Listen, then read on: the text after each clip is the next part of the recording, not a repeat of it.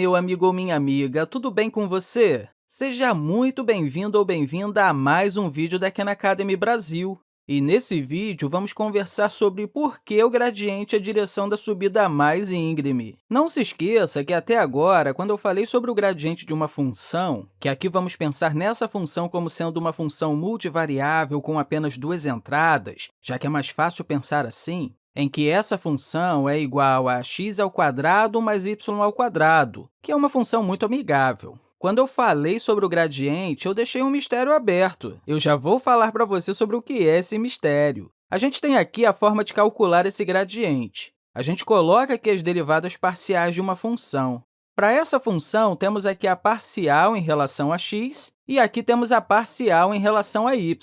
Mas se fosse uma entrada de dimensão superior, a saída teria que ter quantas variáveis fosse preciso. Se fosse, por exemplo, f de x, y, z, você teria aqui parcial x, parcial y, parcial z. E essa é a maneira de calcular isso. A gente também fez uma discussão gráfica aqui do gradiente. Eu falei com você que o gradiente aponta na direção mais íngreme, ou a direção com uma subida mais inclinada aqui no gráfico. E talvez a maneira como você pensa sobre isso é que você tem aqui o seu espaço de entrada, que nesse caso é o plano xy, e aí, de alguma forma, esse plano vai ser mapeado aqui para a reta numérica, que nesse caso é o espaço de saída. Aí, se você tem um determinado ponto em algum lugar, a questão aqui a fazer é: dentre todas as direções possíveis que você pode se afastar desse ponto, dentre todas as direções que você pode ir, qual delas vai resultar em um aumento maior aqui nessa função? Ou seja, conforme você se move aqui nas várias direções, talvez um deles dê um leve empurrão aqui na sua saída, talvez outro dê um grande empurrão. Outro, quem sabe, dê um empurrão pouco negativo, e outro dê um grande empurrão negativo. Observando todas essas direções, qual que resulta em um maior aumento na sua função? Bem, eu meio que já falei com você sobre isso de uma forma intuitiva. Agora, se você quiser pensar em termos de gráficos, a gente pode olhar aqui o gráfico de f de x² mais y². E aqui nós temos o campo de gradiente. Todos esses vetores no plano x, y são os gradientes. Quando você olha aqui de baixo, você vai ver todos esses vetores apontando para uma determinada direção. Cada uma dessas direções diz a você para onde você deve se mover para subir a colina naquele gráfico o mais rápido que você puder. Se você fosse um alpinista, por exemplo, e quisesse chegar ao topo o mais rápido possível, esses vetores vão te indicar a direção que você deve se mover para chegar ao topo o mais rápido possível. É por isso que a gente chama isso de subida mais íngreme. Voltando aqui para a tela, eu não vejo essa conexão imediatamente. E eu lembro que quando eu estava aprendendo sobre isso pela primeira vez, não estava muito claro porque essa combinação de derivadas parciais tem algo a ver com escolher a melhor direção. Porém, agora que aprendemos sobre a derivada direcional, isso começa a ficar mais claro. Sabendo disso, vamos dizer que, em vez de pensar sobre todas as direções possíveis e todas as mudanças possíveis para a saída dessas direções, vamos avaliar um único vetor. Vamos dizer que temos um vetor e vamos transformá-lo em um vetor unitário. Ao fazer isso, esse cara terá um comprimento igual a 1. Então, eu vou colocar esse v e dizer que ele tem um comprimento igual a 1. Então, esse é o nosso vetor. Agora que aprendemos sobre a derivada direcional, nós sabemos que a taxa na qual a função muda conforme você se move nessa direção pode ser determinada pela derivada direcional da função. Assim, podemos dizer que a derivada direcional na direção de um vetor v de uma função em um ponto, nós temos esse ponto aqui, a gente vai chamar ele de AB, e vamos avaliar essa derivada direcional da função aqui nesse ponto AB. E para fazer isso, podemos pegar o gradiente da função nesse ponto AB. Não se esqueça que o gradiente é uma função com valor vetorial. E aí, calculamos o produto escalar disso com esse vetor v que colocamos aqui. Avaliando isso no ponto AB, junto com qualquer que seja o vetor, seja qual for esse valor, que nesse caso aqui é um vetor unitário, nós conseguimos determinar a taxa de variação. Quando eu apresentei essa derivada direcional, eu mostrei um vetor que tinha componentes 1 e 2. Inclusive, a gente fez o produto escalar com esse vetor 1, 2 aqui com essas derivadas parciais. Esse vetor 1, 2 representa um passo na direção x e dois passos na direção y. Então, a quantidade que varia as coisas deve ser uma vez a variação causada por um passo puro na direção x, mais duas vezes uma variação causada por um passo puro na direção y. Claro, isso foi apenas uma espécie de intuição que eu apresentei para você para que a gente começasse a compreender essa ideia de derivada direcional. Inclusive, você pode saber mais sobre isso assistindo o vídeo de derivada direcional. Enfim, essa expressão aqui vai ser a chave para que a gente possa escolher a direção mais íngreme. Vamos supor que essa variação aqui realizada por v, quando variamos as coisas nessa direção, talvez a gente varie um pouco negativamente aqui no f.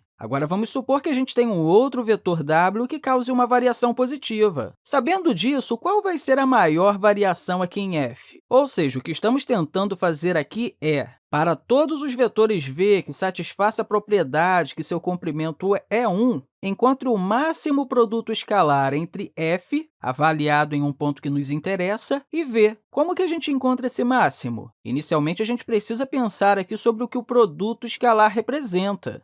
Vamos dizer que aqui nesse ponto a gente avaliou o vetor gradiente e que ele aponta nessa direção. Talvez não seja um vetor unitário, talvez seja algo muito maior. Assim, se você imaginar algum vetor v, algum vetor unitário v, vamos dizer que ele está apontando nessa direção. A forma que você interpreta esse produto escalar, o produto escalar entre o gradiente de f e esse novo vetor v, é que você projetaria esse vetor diretamente aqui, fazendo uma espécie de projeção perpendicular em seu vetor gradiente. E aí, a gente determinaria o comprimento aqui dessa projeção. Você sabe que comprimento é esse? Bem, apenas como um exemplo, vamos dizer que seja algo um pouco menor que 1, ok? Porque esse daqui é um vetor unitário. Então, vamos dizer que isso daqui seja 0,7. Aí, você multiplica isso pelo comprimento do próprio vetor gradiente. Talvez esse vetor tenha um comprimento igual a 2. Claro, isso é apenas um exemplo, não precisa ter esse valor, pode ter qualquer outro. Mas a forma como a gente interpreta esse produto escalar é que ele realiza o cálculo do produto entre esses dois vetores, ou seja, o produto entre o comprimento de sua projeção com o comprimento do vetor gradiente, que nesse caso é o produto do 2 com 0,7. Sabendo disso, a pergunta que eu quero fazer para você aqui é: que vetor unitário maximiza isso? Talvez, se você imaginar esse vetor unitário aqui sendo rotacionado, ele pode se movimentar um pouco para essa posição. Assim, ele vai estar apontando um pouquinho mais próximo aqui para a direção do vetor maior, do vetor gradiente. Assim, talvez a projeção vai ser um pouco maior. Talvez essa projeção seja algo como 0,75 ou algo assim. Agora, se você pegar o vetor unitário que aponta diretamente na mesma direção desse outro vetor, aí o comprimento da projeção será apenas igual ao comprimento do próprio vetor. Ou seja, teria um comprimento igual a 1, porque ao projetar não mudaríamos o valor. Então, não deve ser difícil de se convencer, e se você estiver querendo saber um pouco mais sobre a ideia do produto escalar, eu sugiro que você busque um vídeo aqui na Khan Academy. Enfim, isso deve fazer sentido, porque o vetor unitário que aponta na mesma direção do gradiente vai ser o que maximiza. Então, a resposta aqui para qual vetor que maximiza isso vai ser, bem, o gradiente em si, não é? Então, vai ser o vetor gradiente avaliado no ponto que nos interessa, exceto pelo fato que precisamos normalizar isso, porque estamos apenas considerando vetores unitários. Então, para fazer isso, a gente precisa dividir esse gradiente aqui pela sua magnitude, pelo módulo do gradiente. Se a magnitude já for 1, permanece 1. Agora, se a magnitude for 2, isso acaba caindo pela metade. Então, essa daqui é a resposta. Essa é a direção da subida mais íngreme. Agora, uma coisa a se notar aqui é o fato de que o gradiente é essa ferramenta para calcular derivadas direcionais. Você pode pensar nesse vetor como algo que você deseja realizar um produto escalar com outras coisas, com outro vetor, como a gente fez aqui, por exemplo. E, como consequência, acabamos encontrando a direção da subida mais íngreme. Além disso, isso acabou sendo o próprio vetor. Afinal, estamos dizendo aqui que o que maximiza é o produto escalar com o vetor que aponta na mesma direção do gradiente. O legal é que isso também pode nos dar uma interpretação para o comprimento do gradiente. Mas uma pergunta que eu quero te fazer aqui agora é: nós sabemos que a direção é a direção da subida mais íngreme, mas qual é o comprimento disso? Para conversar sobre isso, vamos dar um nome para esse cara aqui. Vamos chamar essa versão normalizada aqui de w. Então, w será o vetor unitário que aponta na direção do gradiente. Se você calcular a derivada direcional na direção de w de f, teremos isso aqui sendo igual ao produto escalar do gradiente de f com o w. Sabemos que o w significa que temos o produto escalar do vetor gradiente com ele mesmo. Mas não se esqueça que ele é w e não gradiente, já que estamos normalizando isso. Estamos dividindo isso, não pela magnitude de f, isso realmente não faz sentido, mas pelo valor do gradiente. Tudo isso aqui é igual ao gradiente de f. Aí, talvez você esteja pensando que é tudo isso sobre o gradiente de f avaliado em AB, e que eu estou sendo preguiçoso e apenas escrevendo o gradiente de f. Bem, quando você calcula o produto escalar consigo mesmo, isso significa que temos o quadrado de sua magnitude. Mas a coisa toda é dividida pela magnitude, então você pode cancelar isso. Você pode dizer que isso não precisa estar aqui, e esse expoente não precisa estar aqui também. Assim, a derivada direcional na direção do próprio gradiente tem um valor igual à magnitude do gradiente. Isso diz que, quando você está se movendo nessa direção, na direção do gradiente, a taxa na qual a função muda é dada pela magnitude do gradiente. Então, não há dúvidas que esse vetor é realmente mágico. Ele faz muitas coisas. É a ferramenta que permite que você faça o produto escalar com outros vetores para dizer a derivada direcional. Como consequência, temos a direção da subida mais íngreme, e sua magnitude diz a taxa em que as coisas mudam enquanto você se move naquela direção da subida mais íngreme.